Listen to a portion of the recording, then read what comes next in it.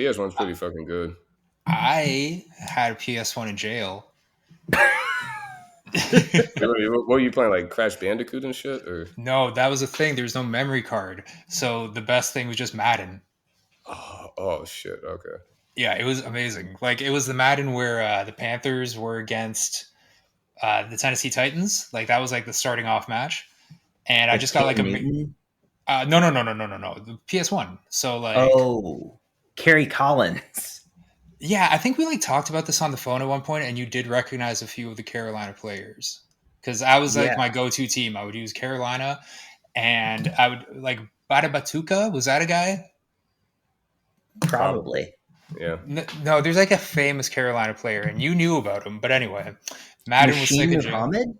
No, well, that guy was also on the team too. I would throw to him all the time. But old video games are way better than new video games. New video games make you like care about the characters and stuff. I mean, old video games did that too. I think you're just talking about sports games versus like other genres of games. Even sports games now, there's like a story mode. You like have to make your way out of China and shit. Yeah, it's sick. I think Bow Wow narrated it. Or Spike Lee. I'm confused. I actually spent like way too many hours today like playing the mobile version of 2K, and in story mode I somehow managed to blow up the Sixers.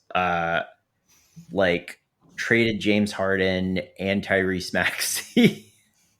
Oh, it's like a roster building game. Well, there's like story mode for a team where you're like the GM and the coach.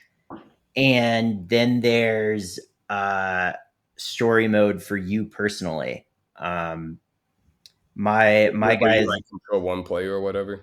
Yeah. Okay. Yeah. I've got my guy's worked his way into the rotation. He's at a good 20 minutes a game. Doc Rivers tells him to try harder a lot. Is this my NBA 2K? No, sorry. There's so many apps. It might be like NBA 2K Arcade or something. I know that the company that makes Pokemon Go, their second product is like an NBA game. So I wonder. Yeah, Niantic. Exactly, Niantic. I know that because I still play the shit out of some Pokemon Go. Hell yeah! Man, add me. What level are you? I think I'm either like low 30s or no, either high 30s or low 40s. Hold on. Okay, tight. Because I'm 42. I'm on the road to 50. Oh yeah, we can get to 50 now. Yeah, it's sick. Should I download Pokemon Go? I have an account. Yeah, like you did at one point, right? I did like 7 years ago or whatever, and I couldn't find any Pokemon in my parents' house, and so I was like, I don't understand this. This is stupid. Those Pokemon you have from 7 years ago are really rare, and like if you trade them, you're guaranteed a lucky trade. So you should definitely hold on to that account because it's got value. Okay, are you looking at my account 38. Right now? No, I'm level 38. Yeah, level 38. All right, you should get back on it, and we'll start doing daily trades, and we'll work our way up. We're definitely cutting all this. This is so boring. But do you have Boss Sauce on there? Yeah, I do. Yeah, he's 50, bro. It's crazy. Yeah. Do you know how hard it is to get to 50? I'm well aware because I'm at fucking 38, and you know how long it took me to get there. How do you advance levels? Is it just catching Pokemon? Yeah, you got to get experience points and this, that, and the other, and that. Oh, so we're not cutting this. Yeah, no, This is gold. We'll cut parts of this, but we're not cutting the whole thing. Fuck off. Bro, I tell girls on Bumble that I meet to listen to my podcast. They can't find out. That sounds like a personal problem. I absolutely would not do that. If you want to have sex with me, I'm just kidding about the Pokemon thing. Okay, so the two people listening to this who may want to have sex with Slava. Yeah. But you don't fight the Pokemon in Pokemon Go, do you? You do. No, there's another battle section, yeah. Yeah, there's a whole battle section. You get to fight other trainers from around the world. But then Slava is porting his Pokemon into his other Pokemon games. That's right, because there's an app called Pokemon Home where you can, which acts like a central hub for all the Pokemon games. So you can send them from different dimensions to each other. So you can have the same Pokemon travel from Pokemon Go to Pokemon Sword or Shield or Scarlet or Violet, but they can never go back to home. They can never go back to Pokemon Go. That's the most valuable one is Pokemon Go. Why is Pokemon Go the most valuable one? Because it's the easiest place to like catch shinies, which you can then carry through the other places with you. And because you caught What's a shiny? Is that like shiny? A shiny is basically like a candy painted Pokemon. Okay.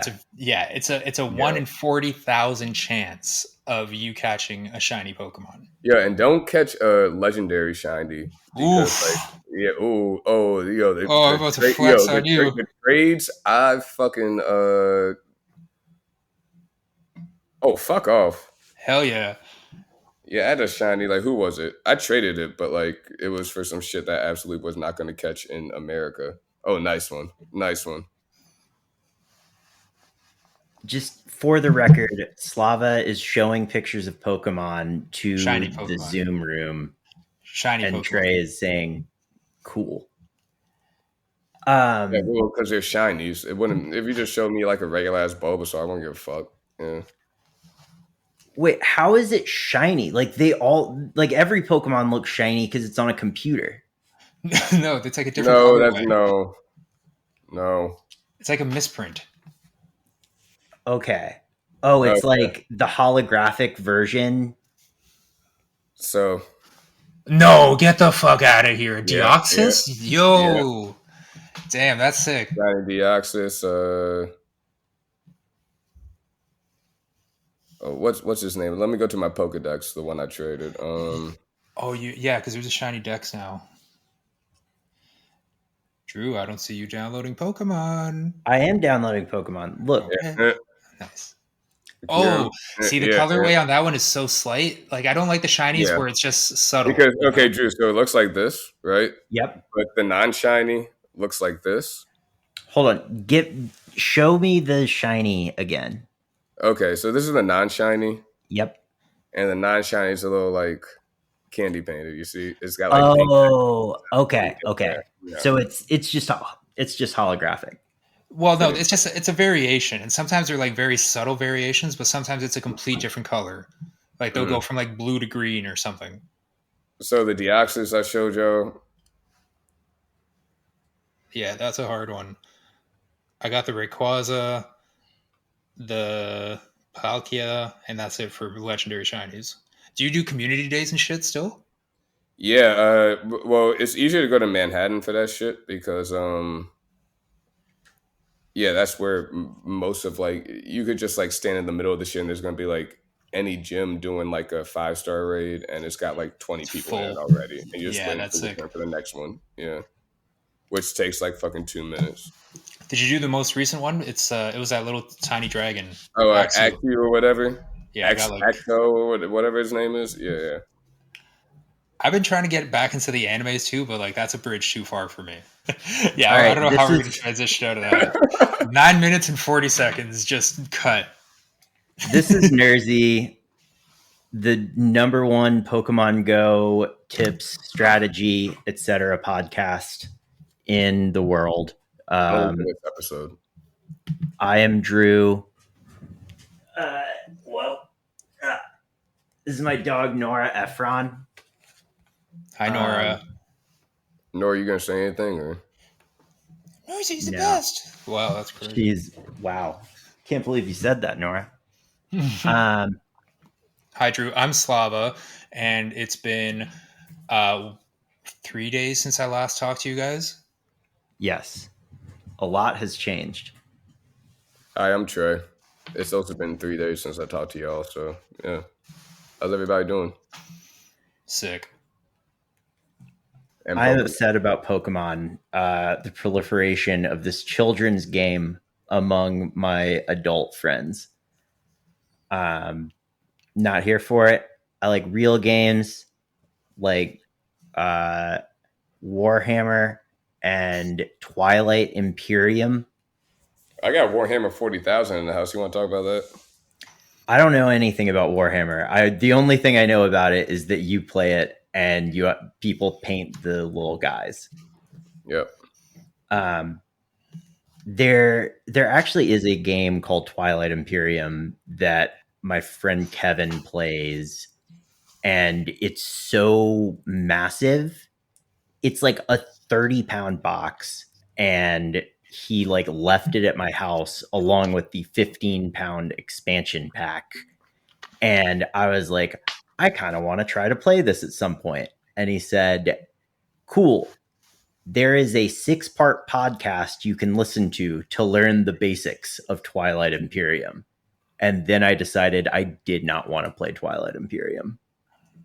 What is this, like one of those tabletop figurine games, or is it like a board game? Or it's a board game. I think they call it like a 5e game, and it's like exploration, economy. I don't care about this anymore.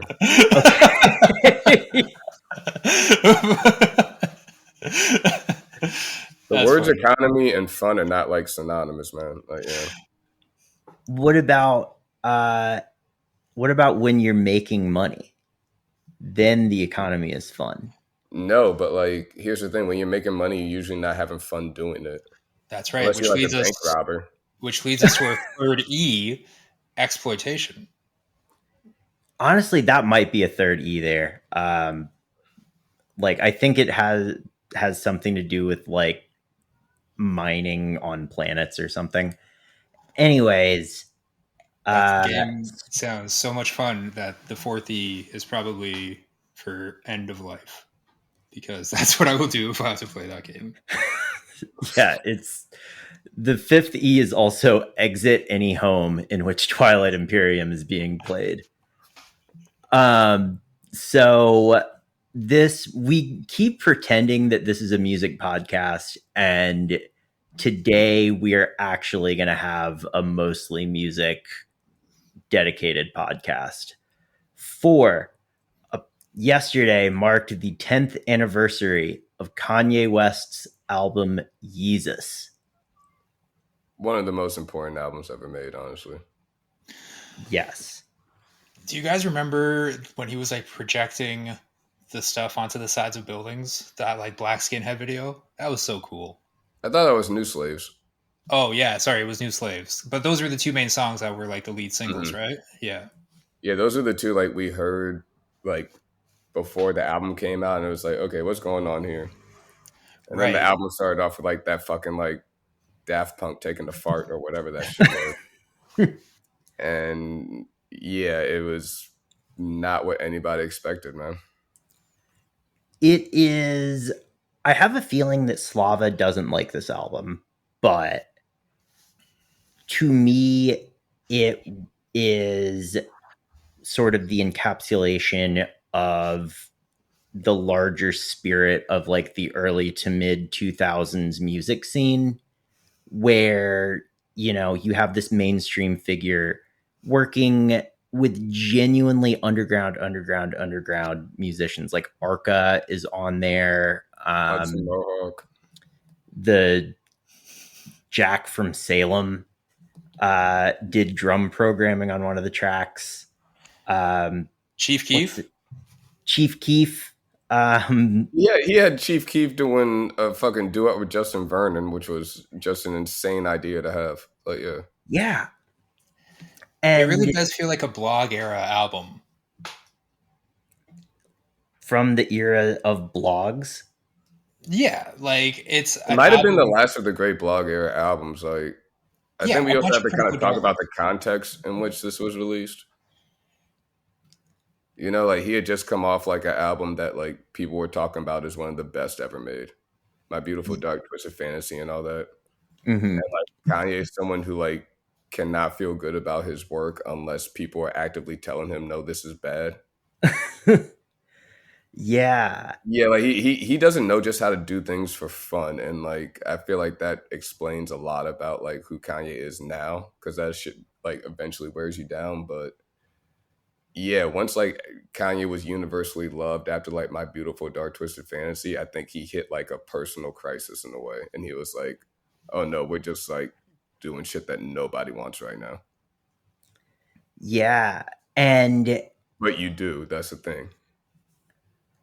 like, or I think that every Kanye album up to that point had been like a transitional record where he was sort of like fumbling forward and forward, swapping in and out influences.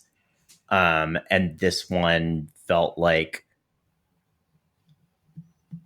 I don't know, like he apparently, I heard this from a reputable source.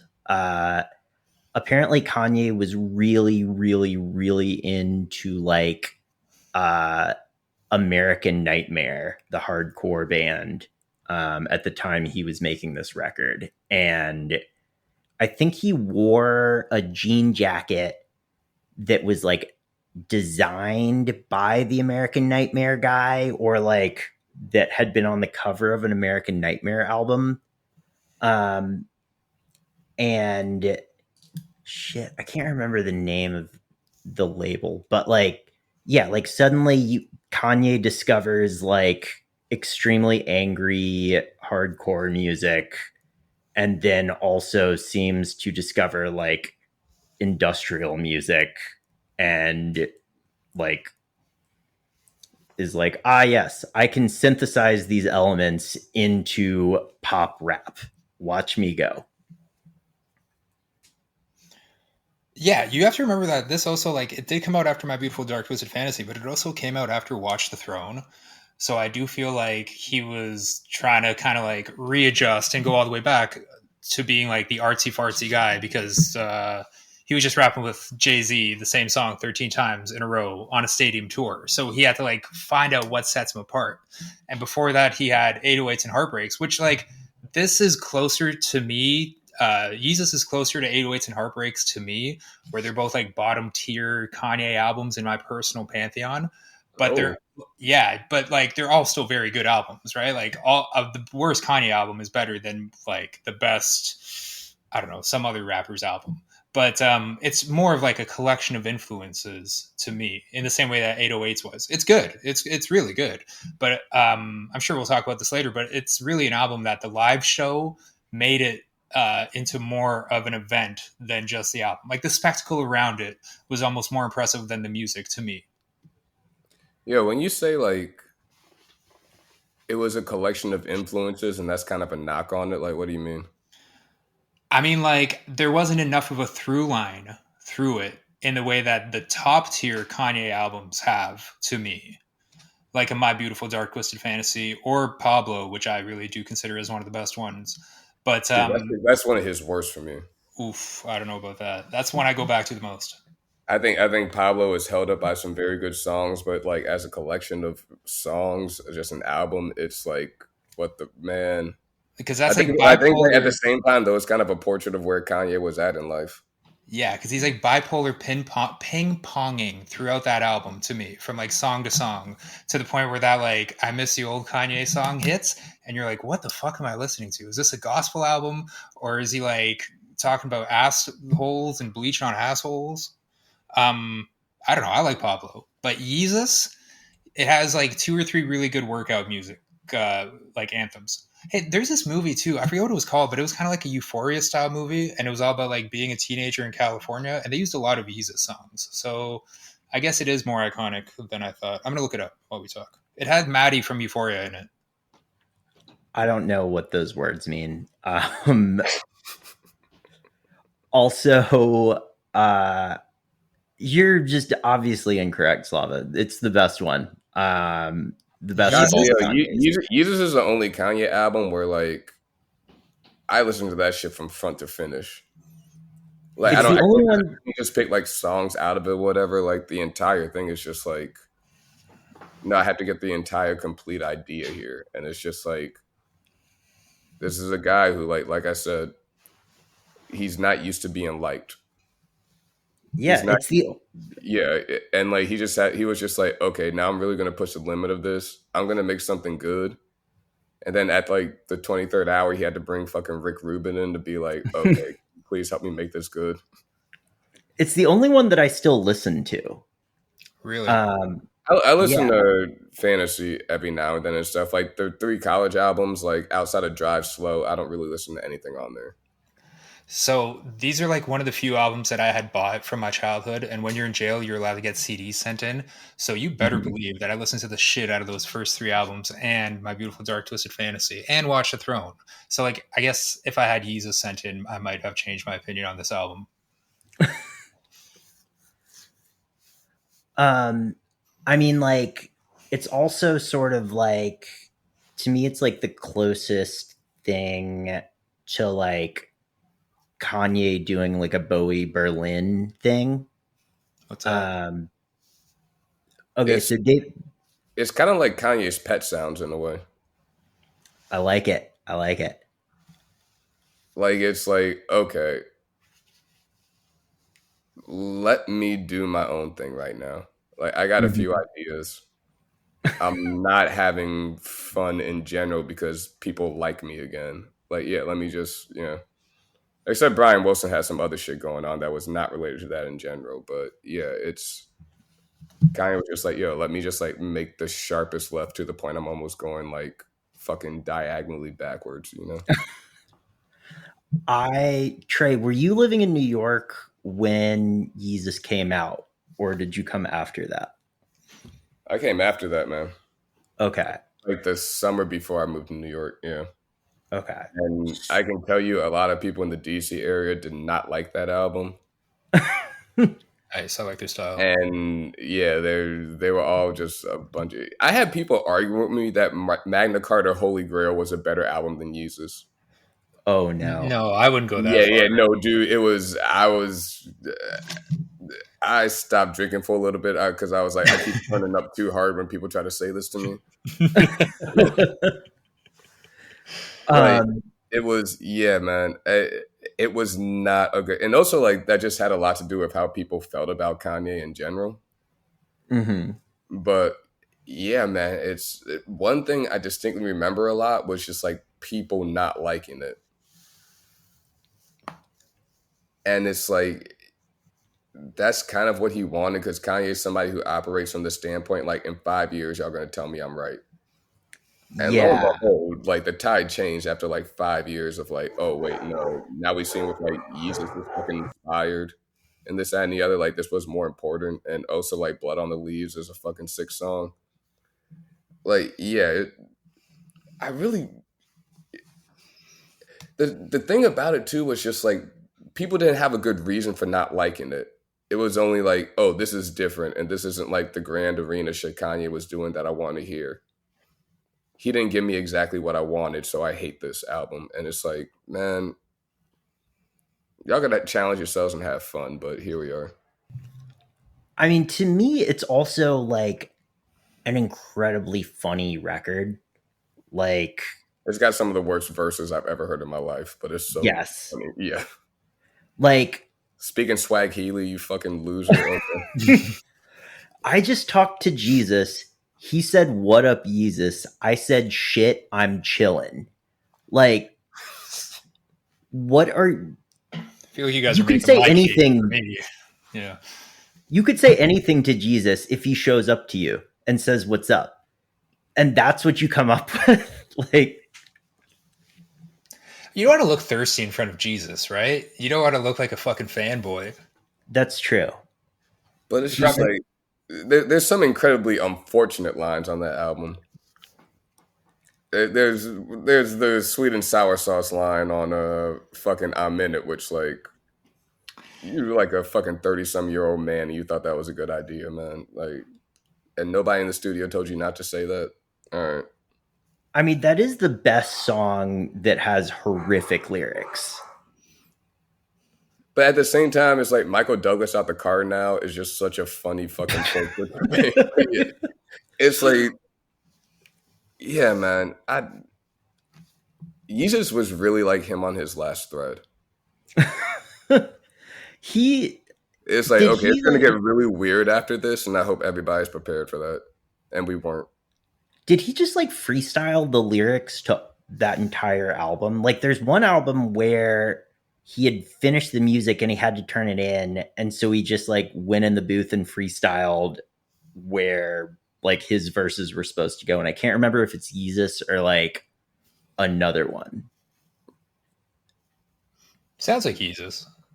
It might be users. It also might be some shit off Pablo. Or yay. No, Yeah. stop trying to shit on Pablo. I see I'm not the trying to shit agenda. on Pablo, but like no more parties in LA. Sounds like he just like went in the booth. He was like, oh yeah, oh. Also important to remember that like the most commercially successful song from Yeezus might end up being Bound 2, if only for that music video. I mean, like absolutely. It got parodied by like fucking James Franco and Seth Rogen. Yeah, it's the which closest is we like, got to a Weird Al treatment for a song in a long time, you know? Even Well, like Weird Al, like just not really doing shit anymore. It's just like with him being alive. I mean, did y'all see the Weird Al movie?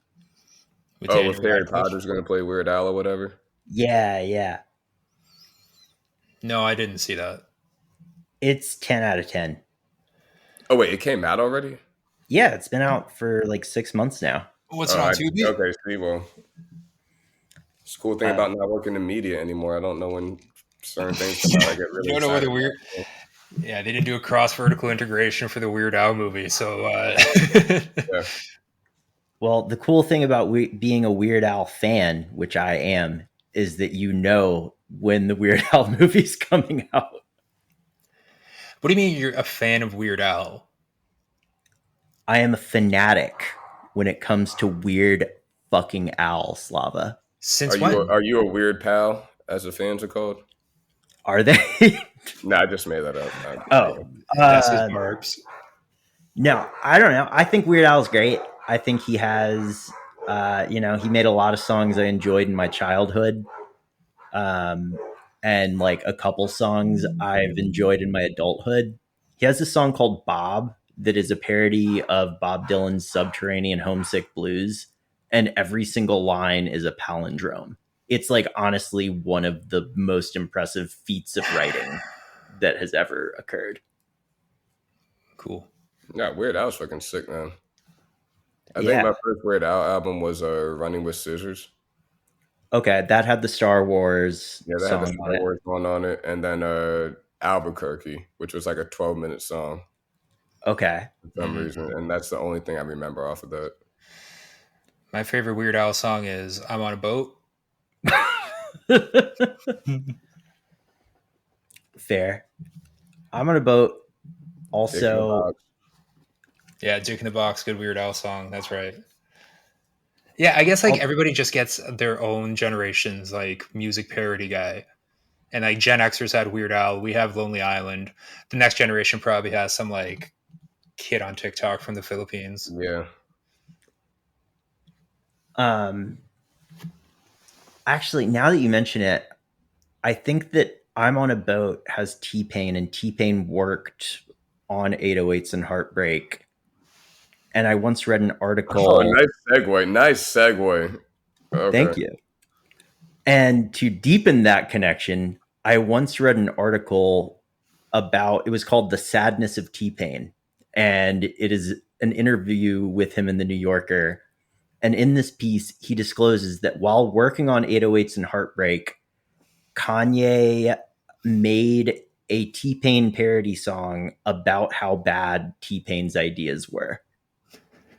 Dude, you ever heard that story about how Future? Usher like pulled T-Pain to the back of a plane just to tell him that his music was ruining the music industry? Yeah. And like the creative art as a whole. People were so fucking mean to T-Pain that he didn't check his Instagram DMs for like years, and it was just full of people wanting to collab with them.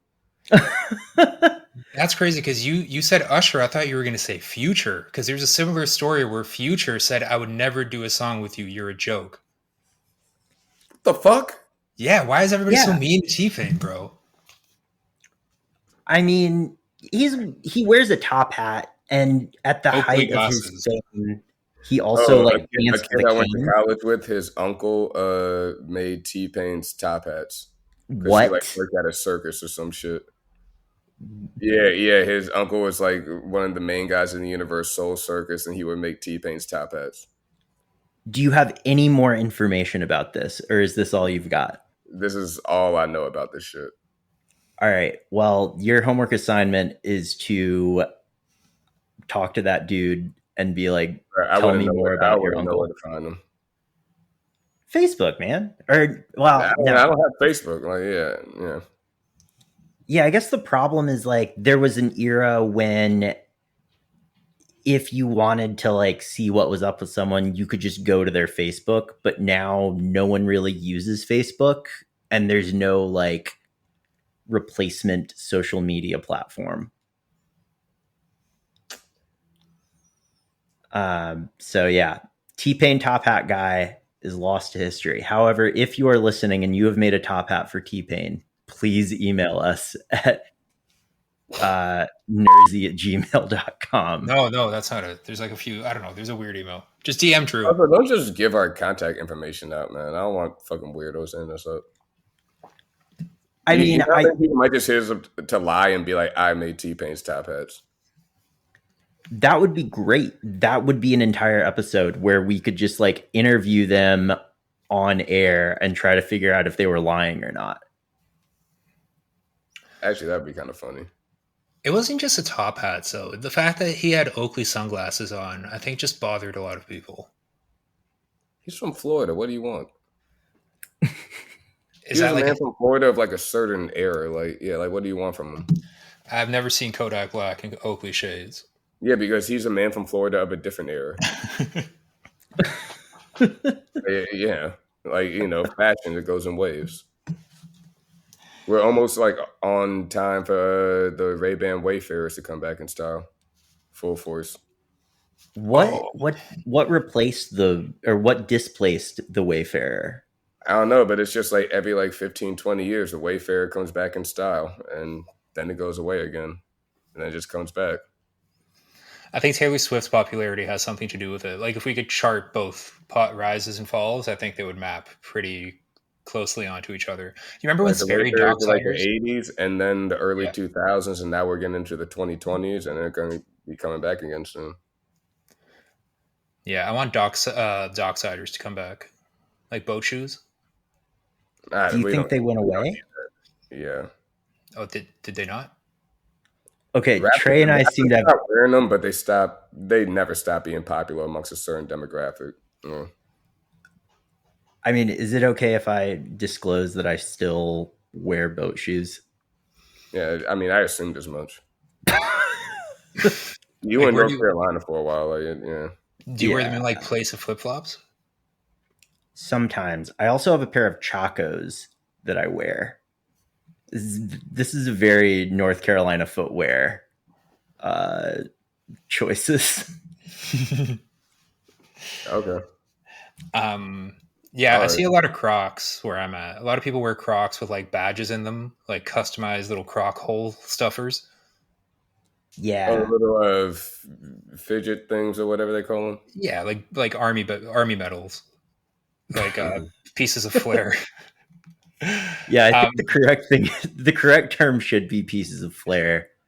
Although now I'm imagining like a 5-star general like wearing Crocs and like his like insignias are in the Crocs. Man, you got like the 5 stars across like the brim of the Crocs and shit. Mm-hmm. The fashion around yeezus was another thing that like really made it stand out as a like touchstone in that era. You remember what he was wearing? Oh, you're talking about the rebel flag? Yeah, and like the skull with the headdress. Like he literally tried to piss off every single type of person that he could have. Remember, I never actually got to go to the concert, but when he had Jesus come out and talk to him in the middle of the concert, yeah. I went to 2 yeezus performances in a row in Brooklyn. And I think had $800 laying around, or no, I was a music journalist. I got free tickets. The only benefit of the job, baby. Yeah. And the first night, Tribe Called Quest did one of its final live shows as the opener. And then I can't remember who the other opener was. It was somebody cool. I don't know. It was probably just Pharaoh Monch. Pharaoh Monch and Sahai going back and forth in a 2-man cipher. I mean, Pharaoh Monch he's a great rapper. He's a great singer. He's got one song you want to hear. Which song is that? Shut the fuck up. Isn't that the song? No, it's called the Monster Mash.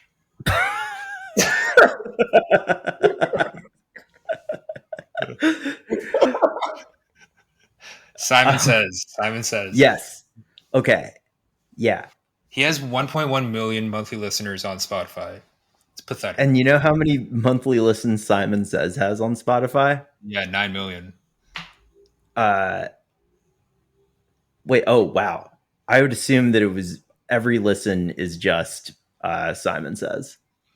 No, he has like Monster Mash, Life, Simon Says. Well, I thought you would know. You know, I thought you were joking about that. Is there actually a song called? Bro, you don't know the? Yeah, bro. No, you're making it. No, this is one of those things you make up. Okay, so for people who don't know about the shit Slava used to make up about Canada and tell us, he used to tell us because, like, yeah, strippers in some places used to spray their body down with adhesive and roll across the stage to collect coins. He also once told us that in Canada they call breadsticks dough cords.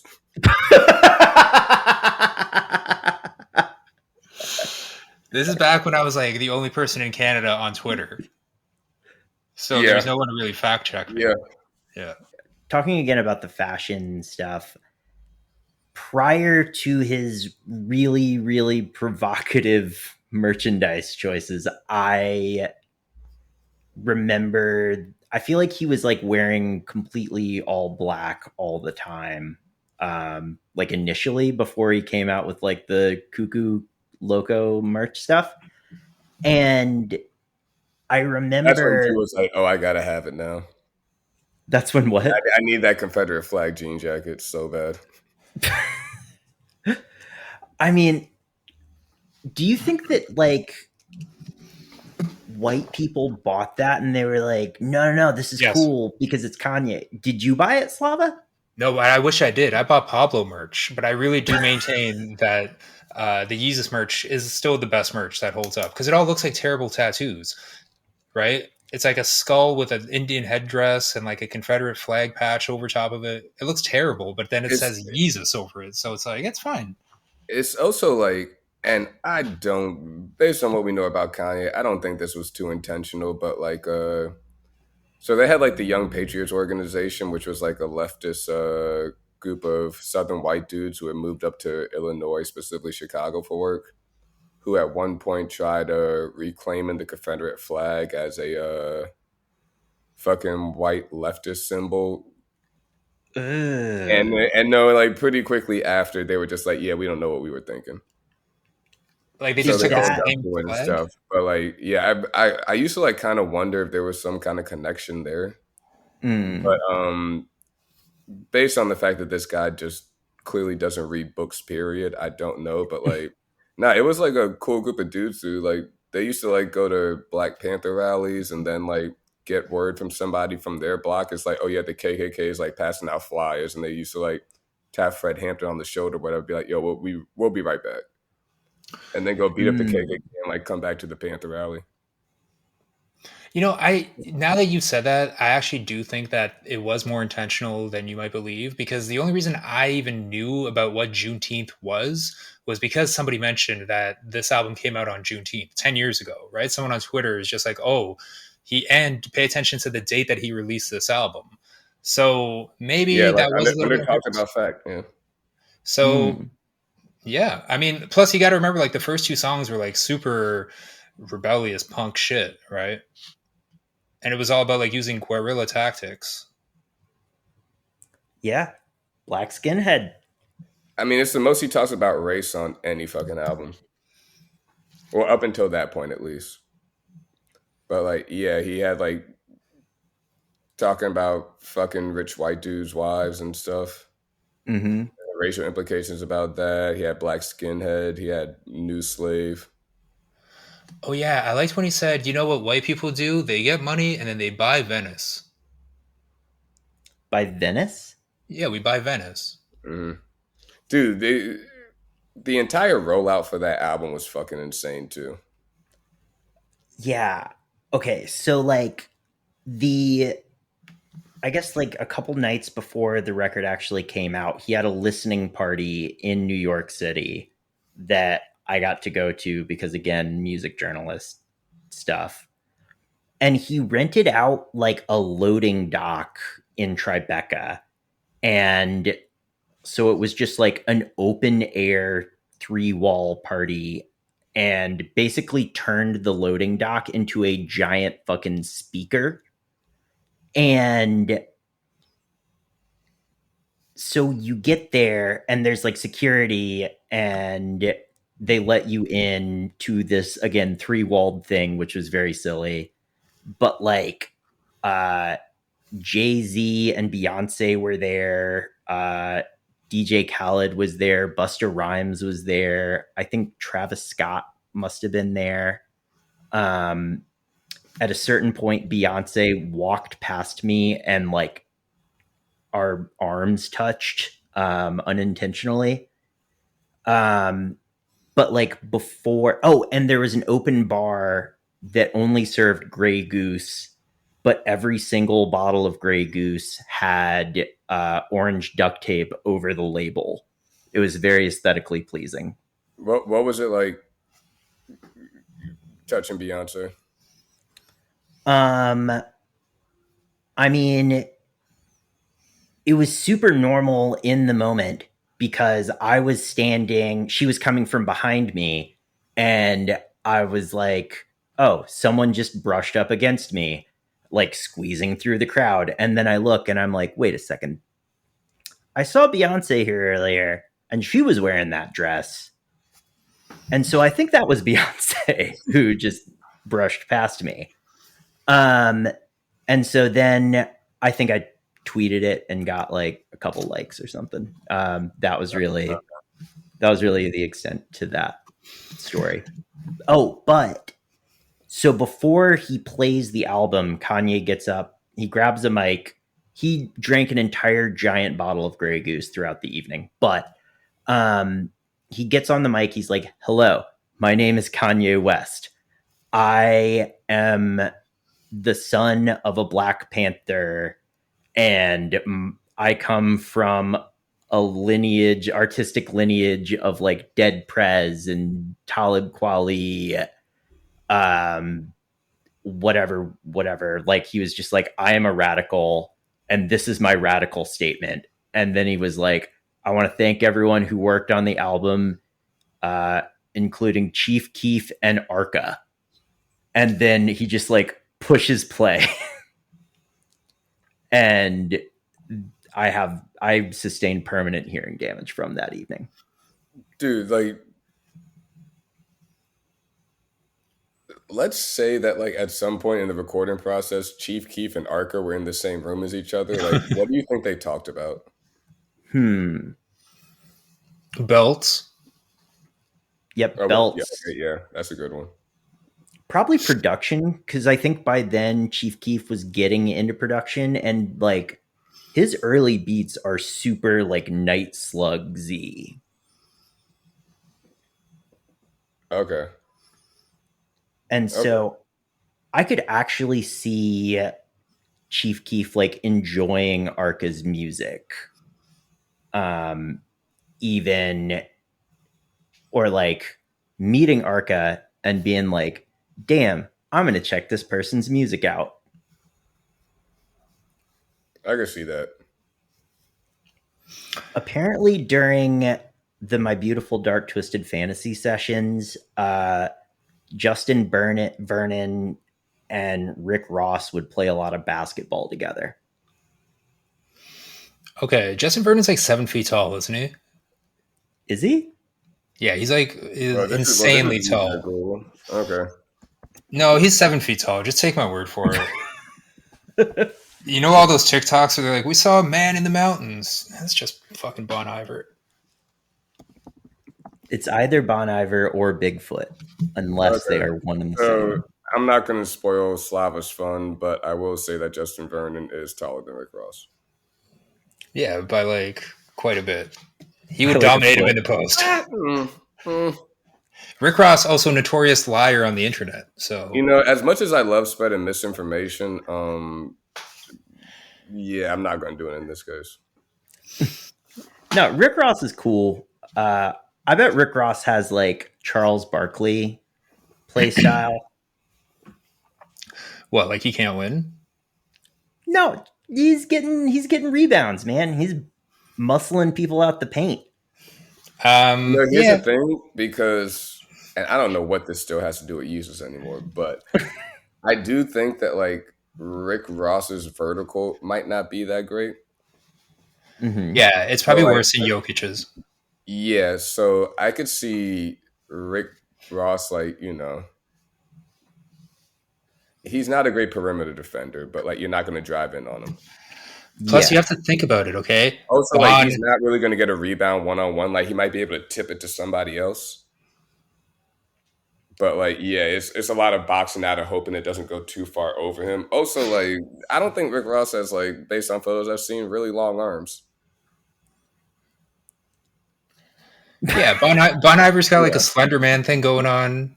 Plus, okay, I'm gonna say it. According to Google, Rick Ross is 5'11", and Justin Vernon is fucking 6'3".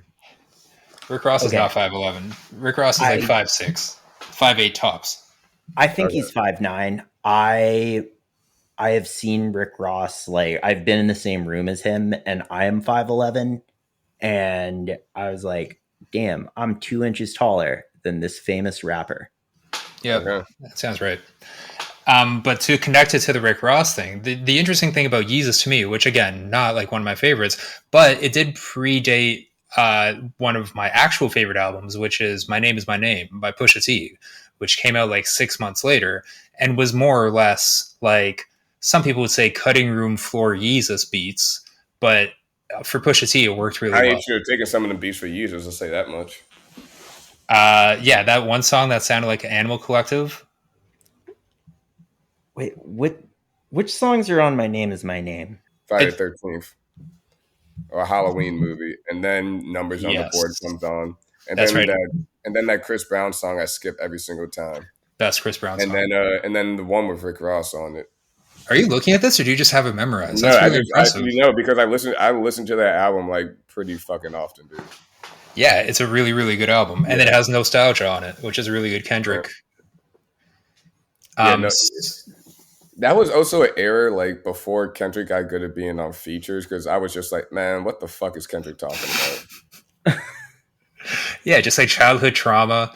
Yeah, it's just like, oh yeah, my daddy smoked crack, and it's just like that. I'm not trying to hear that right now, man. Really good Big Sean verse on that album. On the same song is a really good 2 Chainz verse. Exclamation! That wasn't a good Big Sean. That was great. No, it wasn't good.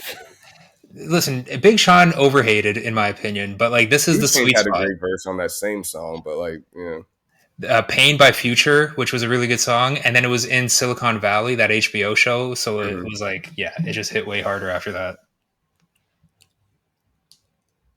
So yeah, I think My Name Is My Name is better than Yeezus. And it sounds like Trey agrees with me. No. As much as I love My Name and My Name, I'm sorry. As much as I love My Name Is My Name, it's just not like,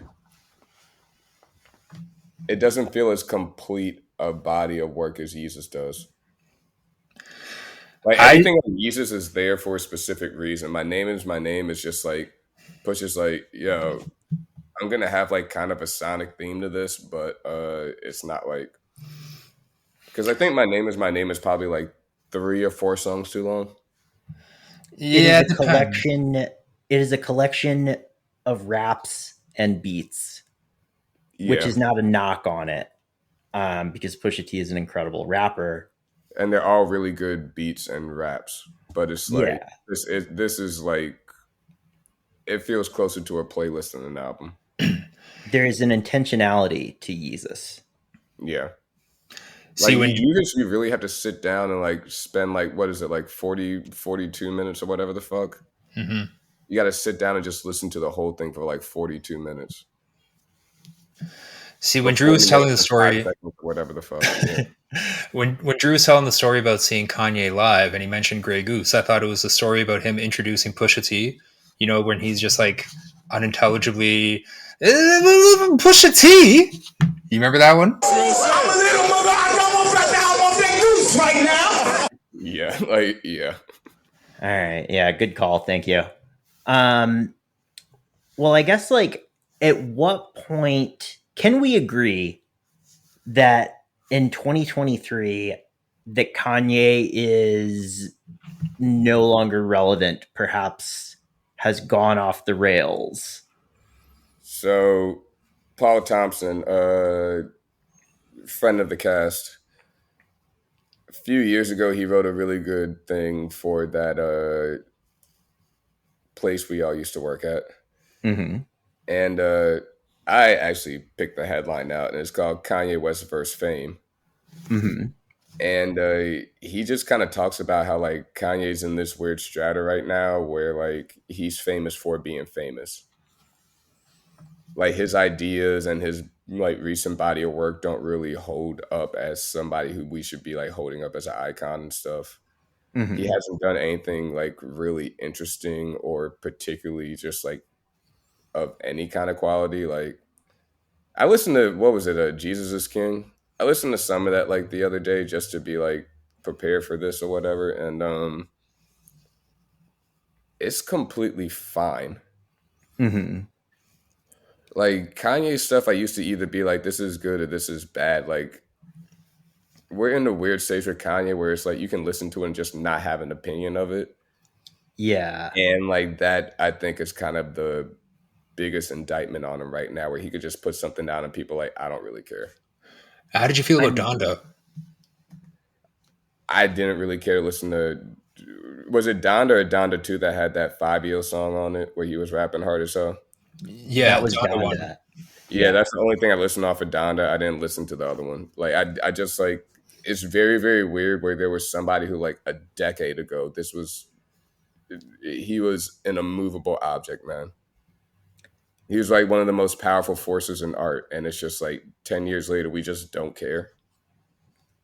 Although I will say when Donda came out, well, I'll say like we intermittently care because every now and then he'll drop like a Lift Yourself or like I Love It with like what that little pump song or whatever. Dude, I do like say what you want about him at that stage, whatever, man. That song was a fucking hit.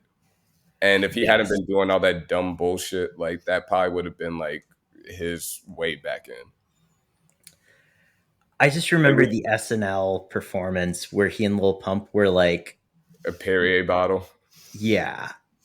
And no one had told Lil Pump that he couldn't say fuck or shit on live television.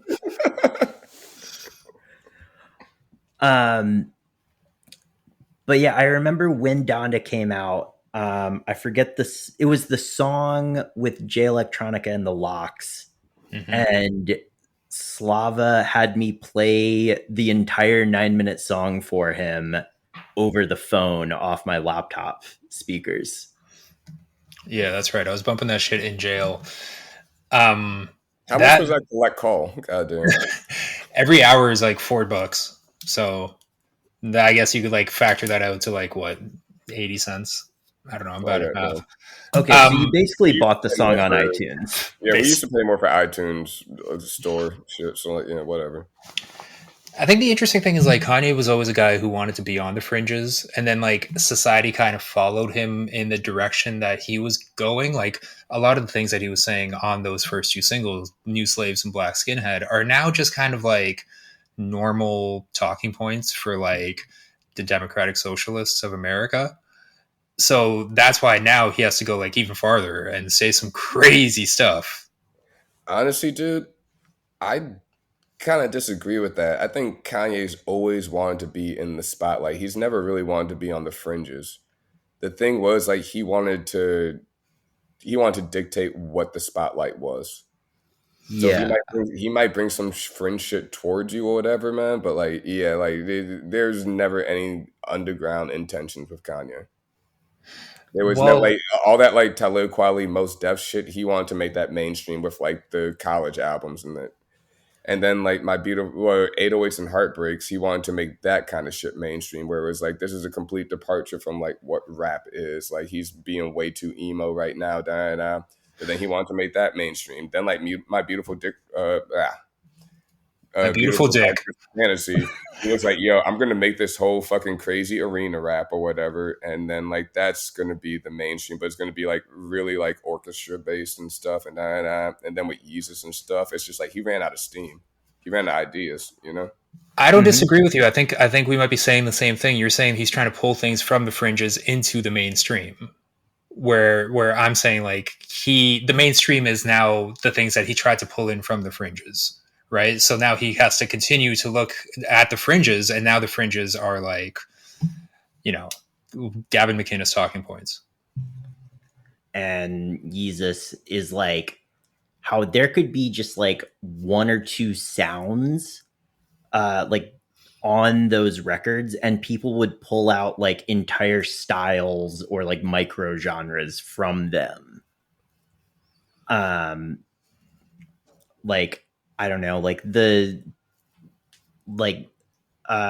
Twisted Fantasy had like these very specific drum hits that were like very kind of rounded and like certain piano tones. And then those are things that like artists would just like run with. Like, and you know, I remember people saying that Travis Scott like changed his whole style after yeezus.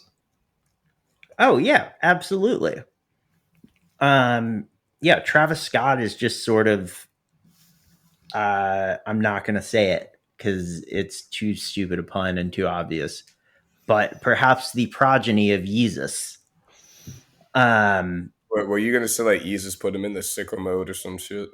I was going to say yeezus' son, Dennis Johnson, dude. Okay.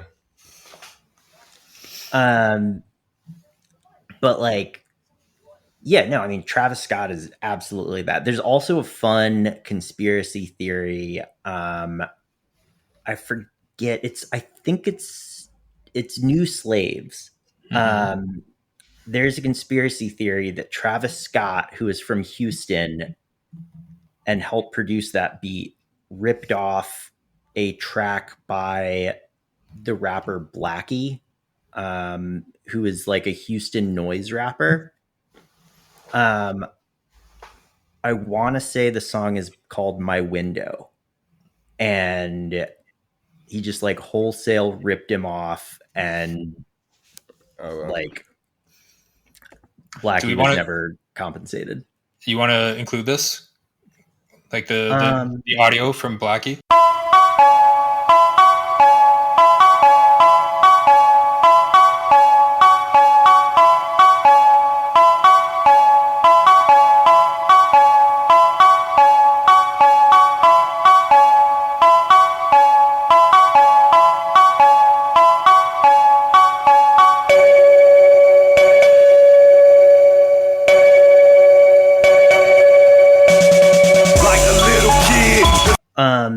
Do the other one like that too. That's really good. Whoa. But yeah, can't you kind of hear those same tones? It's in like a different octave, but like if you take that a couple octaves down, that's the intro to New Slaves. Or not New Slaves. Black Skin Head. Or no, that is the intro to New Slaves. Yeah, sorry. Yeah, I mean, what happened to Blackie? What are they doing now? He's still around. He's on Instagram. I think he's doing more noise stuff. I mean, the kind of the biggest cultural impact he had was he had a song or an album or something called All Caps with Spaces. And that sort of like phrase has like remained more popular than like he or his music has, unfortunately, because he was the best. It really does feel like in the same way that people talk about Death Grips being a yeezus son of yeezus. Mm-hmm. There's a lot of other like non-rap style people that have come out from yeezus in a way that didn't really happen with any other Kanye album, unless you want to count Drake and 808s and Heartbreaks. Yeah. I mean, not just Drake, but like Kurt Cobain's and like all those other like singy rappers, right? That all came out after 808s, and then you had all these noise people come out after yeezus. Or like, yeah, like what's his name? Clippin got like a big boost in fandom after yeezus, I feel like. Yeah. And you know what Clippin got an even bigger boost in fandom from? What? Hamilton. Really? Dude, you're talking about Manuel? The rapper from Clipping is in Hamilton, or was in Hamilton. Are you serious? Yes, David Diggs. I did not know that. Goddamn. Oh, he's in Blackish Lafayette in Hamilton, or Marquis de Lafayette in Hamilton. Fuck off. Yes. All right. Yep. This is not like a Slava style assertion. This is an actual fact. Yeah, that's just like a really weird lie to make up. But like, honestly, I don't know what's true anymore when I'm with this group. So like, yeah. Wait, Clipping? What did they do on yeezus? No, I'm just saying, like, it was a similar like noise style of like. Okay. Except their whole thing was like, we use modular synths to make very glitchy rap beats. Mm-hmm. So if you watch them live, it's like two dudes like just twiddling knobs, and then David Diggs like rapping. What do I have to do to prove to you that he was in Hamilton? Or like, this isn't a fact I'm ever going to bring up with nobody else. So yeah.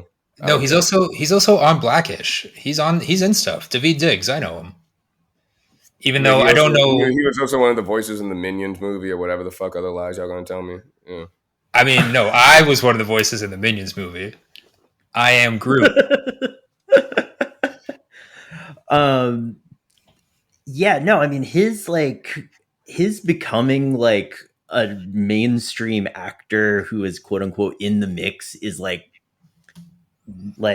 would you ever listen to Kanye again? Do you think he is sort of like irredeemable, or do you think Kanye's whole thing right now is like not a big deal?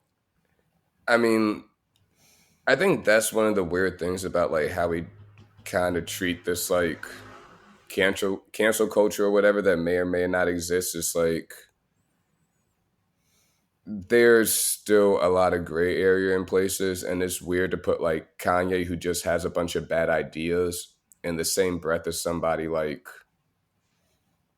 who's an abuser or who is called for like certain things. And like Kanye's just like made a bunch of bad fucking decisions. Not to say any of these are okay and that we should just forget about them, but like, yeah, it feels very, very weird how we view it all.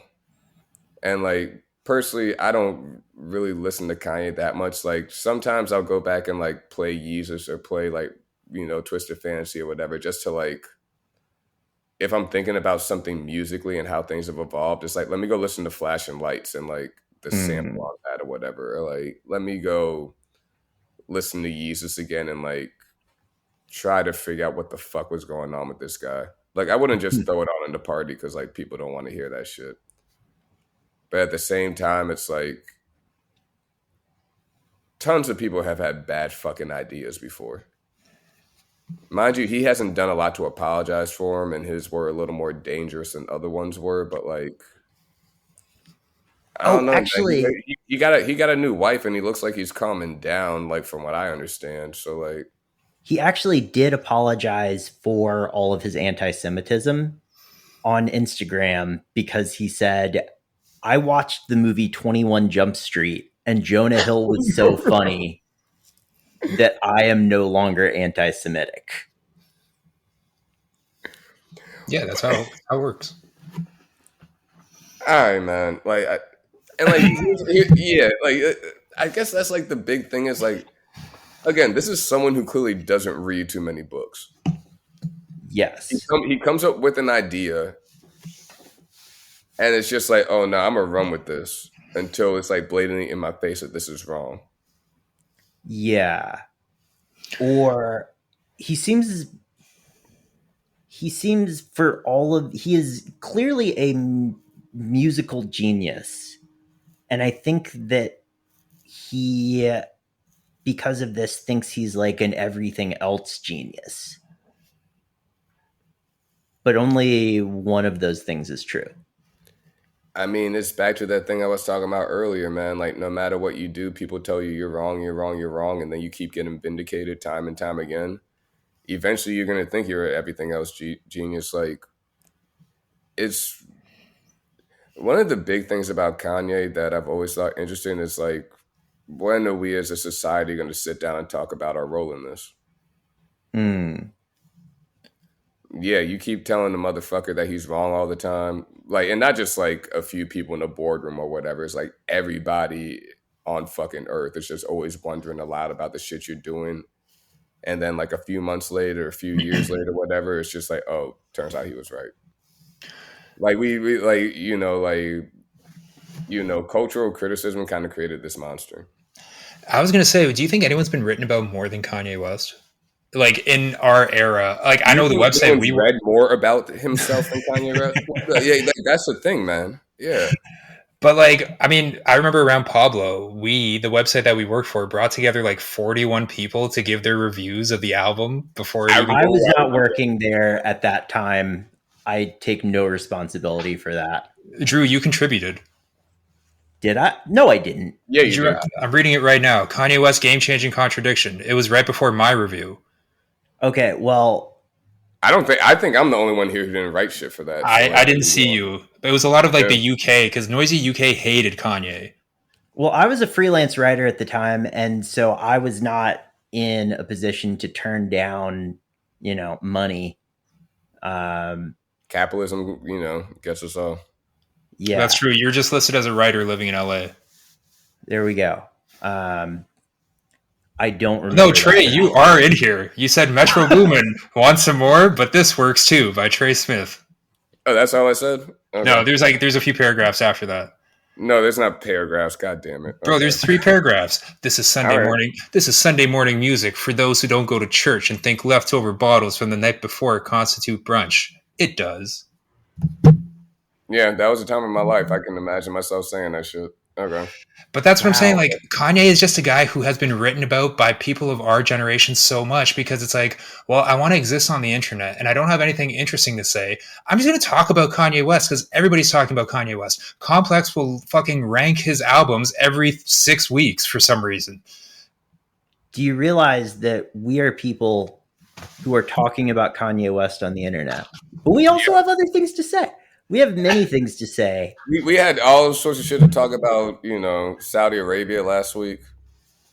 A lot of stuff about Pokemon, all of which is getting cut. No, none of that. None of that shit's good. That's probably the most important shit we talked about this episode. That's true. I feel bad. Okay. I feel bad for Kanye because you're right. We did create him, but I'm not going to stop listening to him. Like I said, Donda's really good. Pablo's really good. I agree. Yeezus is King is not good. Kids See Ghosts is fine. But yeah, Yeezus mattered more for the stuff that happened around the music than the actual music. Because you couldn't do an SNL rollout anymore. And you couldn't do a listening party with Beyonce and Pusha T anymore. These are all like relics of a bygone age. That we destroyed by writing about it. Yeah. And Kanye really figured out how to turn like a listening party, which initially was just like, hey, this album is done. Let's play it in a studio and like have some people around hanging out.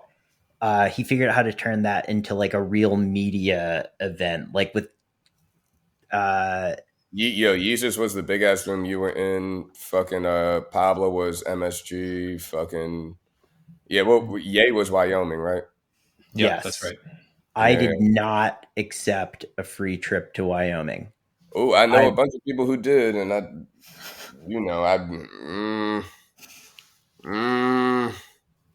mean, I wasn't offered a free trip to Wyoming.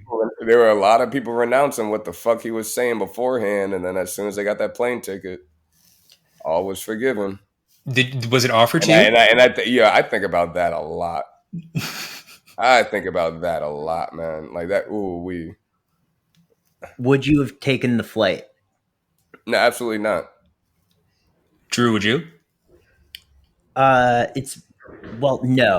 First of all, it was cold out there at the time, so like, fuck out of here. Second of all, I'm not gonna go hang out with fucking some of those prominent bloggers that were out there and shit. Also, I personally have nothing to talk to Pete Davidson about, so. Yeah, you do. You guys probably have more in common than you think. But do you remember the Rihanna plane? That was fun. The what? The Rihanna plane.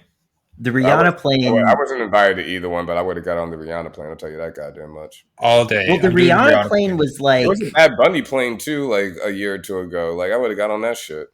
Well, the Rihanna plane was like the second Donner Party.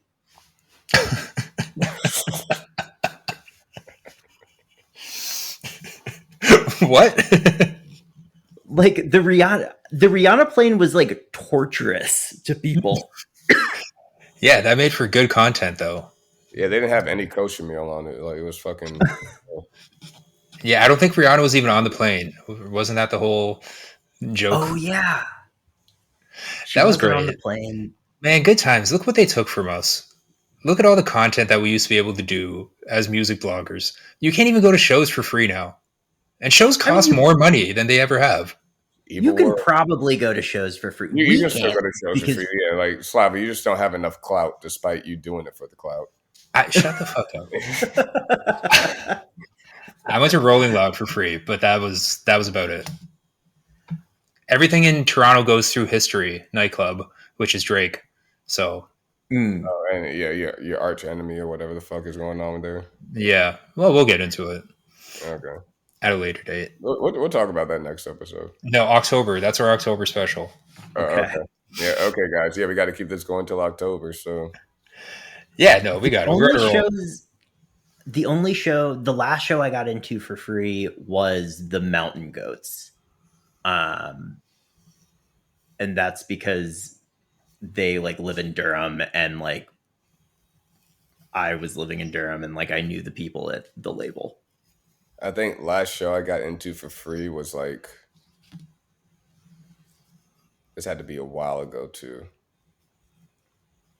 It was either 22 G's or 100 gex. Wildly different. Yeah. And, I'm now imagining 122 Gzex. Gzex. That would actually be kind of sick. I'm not gonna lie. Yeah. I think we could work on the name there, but yeah. Also, like when you think about hyperpop and stuff, like yeezus, what kind of influence are we talking about there? I'm giving it some influence. I mean, like, I think Kanye was like, he was like, I'm going to throw everything, including the kitchen sink, into a record and make it sound huge. I'm going to break into your house and steal your kitchen sink and throw it at my record. Exactly, yeah. And potentially not compensate you for sampling your kitchen sink. Absolutely. You know how much money Rick Rubin got paid to come in there?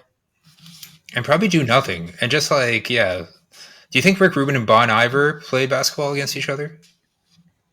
I don't think I feel like Rick Rubin is probably like the fucking assist man out there, so he's not playing one-on-one. Like he needs someone to play off of, but like true. He's just doing like through the leg and behind it. He's playing that fucking Phil Jackson ball, you know? Well, I thought Bon Iver does that because that's why he named himself Bon Iver. It's a pun on Iverson. That's his favorite basketball player. So Iver's son, Bon Iver. Shut up. Read the Wikipedia, bro. I'm not, because I know this one's a lie. Let me change it first, though.